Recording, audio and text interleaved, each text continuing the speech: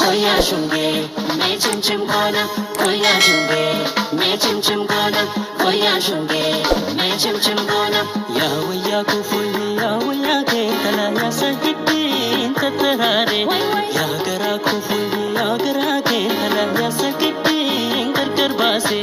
Naya saja bota kemi aha naya sama lenga chumi. Naya daba har goja kemi kurba naya daba lenar gumi. Hola gabawi ke sabasu tala ane dashe kabanito. Golfa matawi sitarasu.